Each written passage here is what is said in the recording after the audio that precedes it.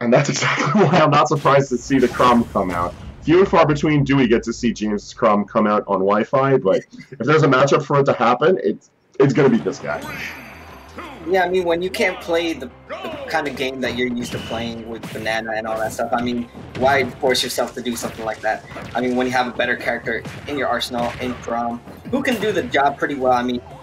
Very well, I would argue, as well. Actually, yeah. Like, Chrom, honestly, a lot of the Fire Emblem characters, like, their kit is just very well acclimated to zone breaking. And Chrom may be, like, at the lead of the charge for that. If not him, maybe Lucina, but I digress. This character has everything he needs to get through into Isabelle, deal plenty of damage, and then finish the job. So, as far as picking characters go, I think this was a no-brainer for Rivers.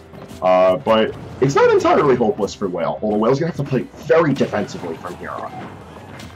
With the airspeed and with the running speed of Chrom, I mean, you're really going to force a lot of pressure on Isabelle, and Whale's playing it pretty well, just using the aerials to their advantage. Oh my goodness, that could have been horrendous right there, but beautiful awareness. I mean, just being ready to shield, pressing your L, your R button, whatever your shield button is, just being ready for the worst to come. Paying off right there for Whale, surviving for just a little bit longer, but how much longer when you're going against a player like Rivers, who's just not afraid to get in your face, keeping him away with those bears. Oh, that's the stop. All right, yeah, no, Rivers can do it himself. That makes Whale's job a bit easier. Oh, that's dead. Should be enough. Yeah, yep. Off the plat too. That's very dead. Yeah, definitely not Ike's up B, but it's enough to steal his stock, especially when you're sitting at a pretty high 140% to steal it. And now Rivers taking full control. You love to see it, the movement coming in from the Chrom and paying off right now, not letting this Isabelle touch him whatsoever. Only 10% done when he had a pretty good lead to start off. I feel like in this matchup, Chrom is analogous like a rabid animal. He's just going to be able to swing. He's going to be able to swing in the direction of Isabelle. He's not going to do much about it. As long as Rivers doesn't like press buttons recklessly, Nair, forward air, and most especially up air are going to deny so much space from Isabelle that Whale is going to constantly be put in a position of running from ledge to ledge. Oh, right there. Forward smash gonna miss, but Chrom's forward smash gonna pay off right there. And the fishing rod, beautiful awareness right there from Rivers. Why no back throw? Oh, that's so unfortunate. I don't know if he was expecting to get the fishing rod, because back throw would have been dunskies for Chrom at that percent. Yeah, I mean, it could have been more of just trying to test Rivers' reaction. I mean, one thing we know about Rivers' reaction is it's pretty good. So he was definitely prepared for a tech situation if he were to get into it. I mean, it was more of like a 50-50 exchange. It could have gone either way. Throw your opponent back and maybe secure a kill, or just go for the 50-50, make him tech if he misses, whatever. If he doesn't, then fight till death.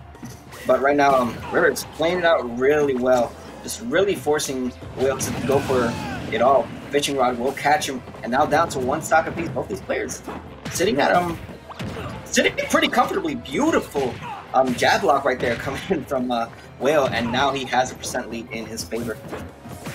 The question is, how long is it going to last, though? I think the Nair's to burst off the pressure is really good, but there's only so many times he's going to find himself in a position where he can really get away with it. Charts F smash, kind of wild from Rivers, but okay, listen to what worked, they landed. Oh, and throw it up B, expecting the approach, barely missing that forward smash, and the up smash not going to seal it yet, but at 124, not enough. The fishing rod just a little bit stale from the last time being used. Let's see, I mean, 60%, Isabelle sitting pretty comfortably, just place your... Oh! Place... Caught a jump with the up smash. Okay. Really good reaction. That game definitely shifted towards the end into Whale's favor. I mean, you saw Rivers dominating most of the game, especially keeping control and just playing with the mind games in against Whale, but Whale just... I feel like this game one seriously would have just been a whole lot different if that fishing arm was just the back throw. Like, the Achilles heel of Chrom is his very limited recovery. Doesn't matter how good your control of Chrom is, Rivers is literally world class. That doesn't make his air movement or his air options any better against a character like Isabelle. So that lead would have been huge, but that's just how it goes. Hopefully Will finds himself in other situations to deny airspace from Rivers. But the return to Stadium, bit of a bold pick. Kind of confused about it, but let's see how it goes. I mean, this is one of your more neutral stages. I mean, both characters kind of do benefit from it. It's just more of who's going to make what player play the other player's game. So if Rivers can maintain center stage and just kind of pressure Isabelle as he's doing right now, you're going to see Rivers take full advantage, probably even take the stocks earlier right now. I mean, you're seeing he's really just conditioning Whale to have to do different options whenever he gets hit by something. Now Whale, taking full advantage, has the mind set up, but it doesn't matter. The get-up attack will prevent it from doing anything. Now you're seeing center stage going into Whale. Oh, stays the jump. Oh, his position. So fishing rod is definitely the answer for that. That was a great response there, though. Like, Isabelle does have plenty of options once Chrom gets off stage.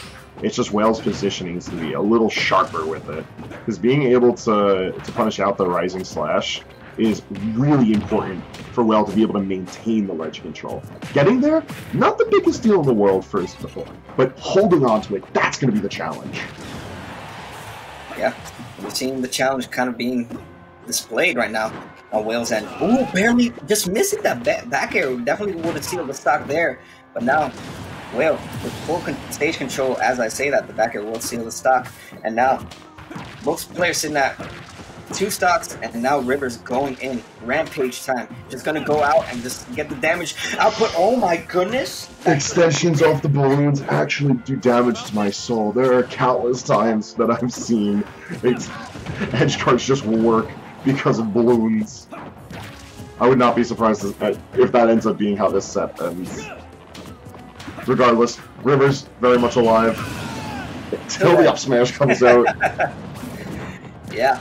Right there, I mean, he missed a confirm right there. He went for it first to side B, and he tried to go for an attack, but Whale just being a little bit on his game, being prepared for it. Back here, we'll see the stock, and now both players in at 1 stock and at 0%.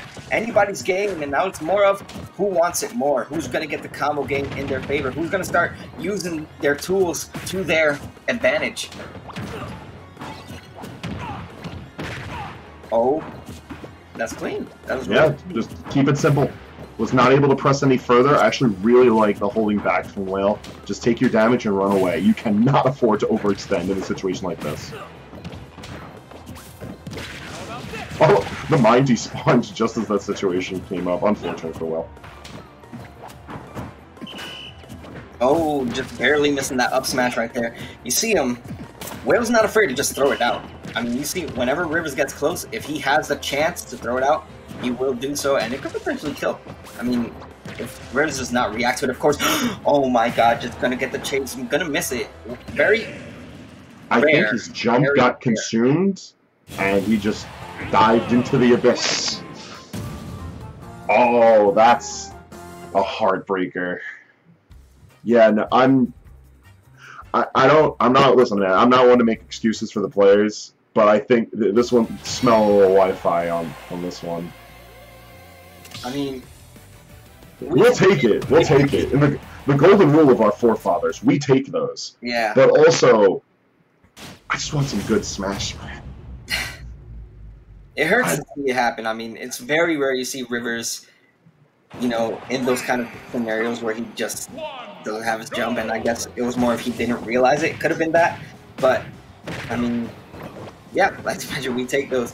Whatever happens, happened, and now we got to take it into Game 3. He still has a chance, and Rivers is no slouch when it comes to bringing things back. Reverts 3-0ing, something we've seen him do many times.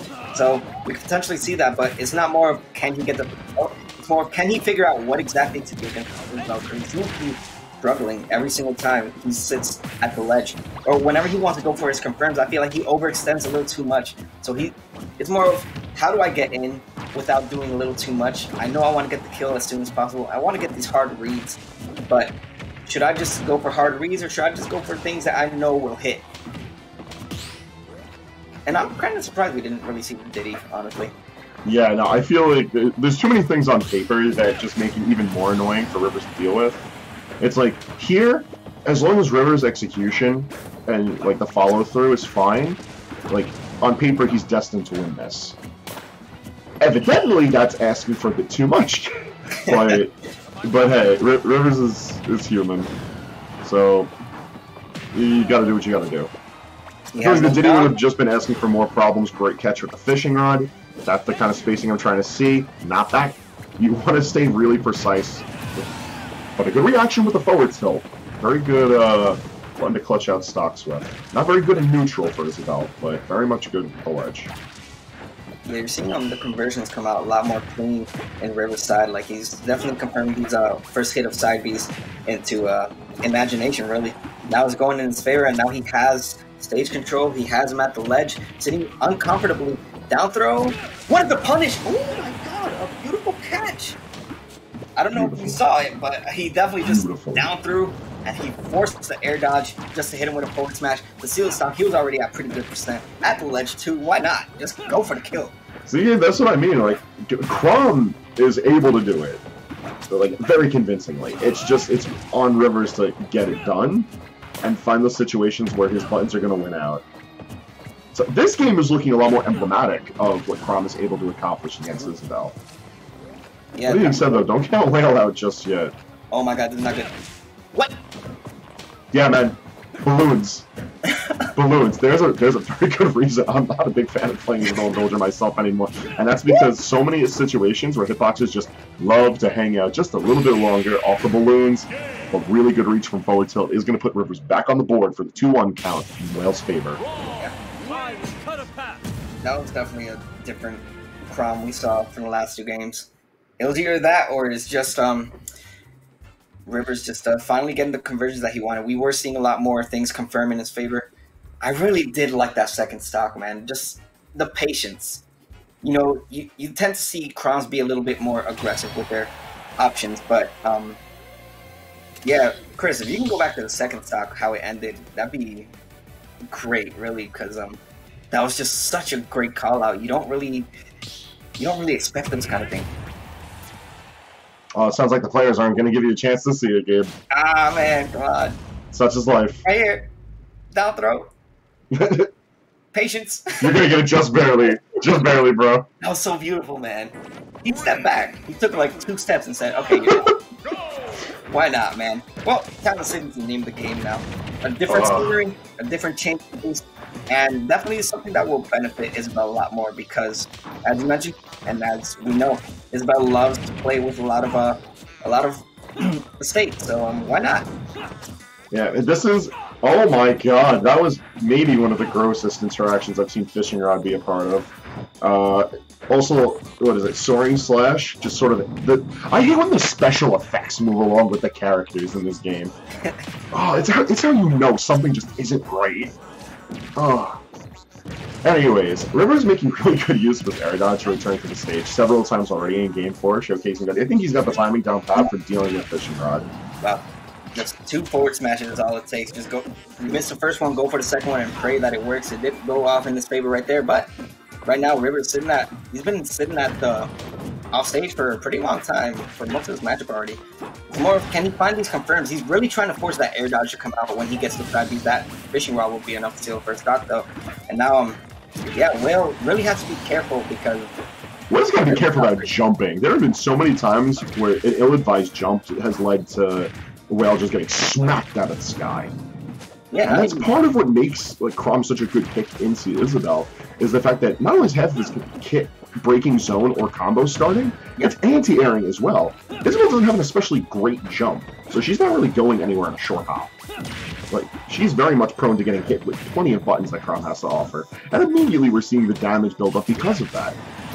And the stop, once again, leaping with open arms into forward smash. Whale has gotta slow down. He's got the lead in the game count, and he has stage advantage. Like, this is his set to lose now. Yeah.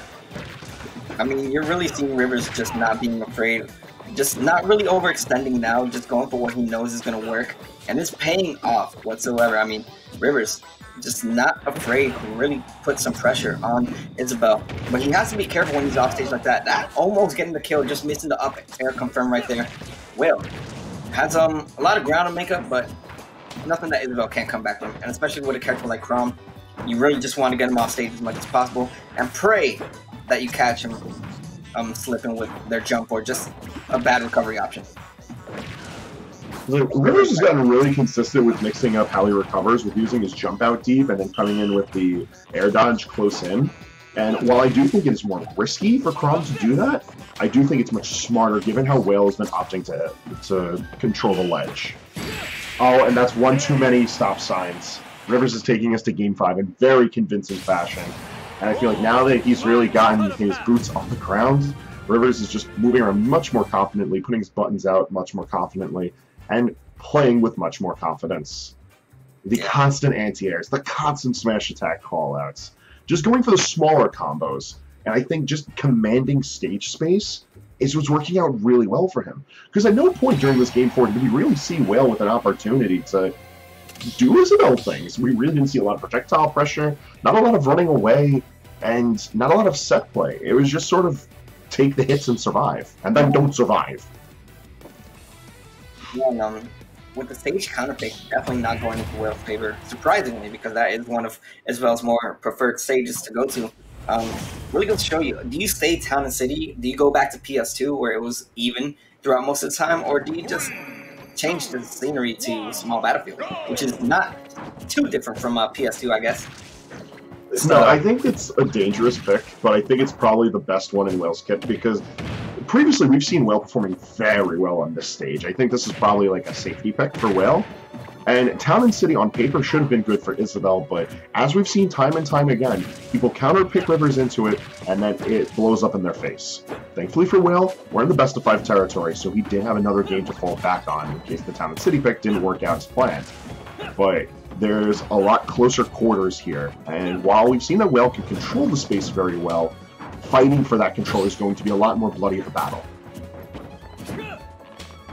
Yeah, you're seeing both these players being pretty passive about their approaches. Just being ready to shield, throwing out the safest options they can, being ready for whatever is to come. Oh, Rivers getting caught with the Void Mine, not gonna get punished yet. Ooh, just barely missing out on that forward smash. That's something we've been seeing a lot from both players, just not being afraid to throw out their forward smashes, praying that it hits. I mean, it's worked out a lot in both their favors. Beautiful recovery though, right there from Rivers. Could have ended disastrously right there from jab back air. Okay. Yeah. Almost max rage. I mean, definitely was bound to kill eventually. If it wasn't then, it was going to be the next time. But a back throw. Whew, why not, man? It's a good one. They're immediately going into it with these second stocks, and there we go. Whale does not want to deal with any more of these soaring slashes. That's enough.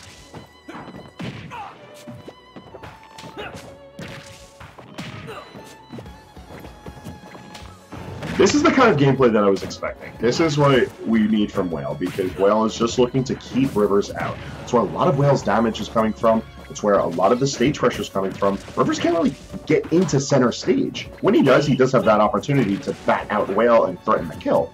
But for the most part, Whale is keeping him out very well, keeping the damage in his favor. And I think I've seen more sour spot up smashes in this set alone than like ever before.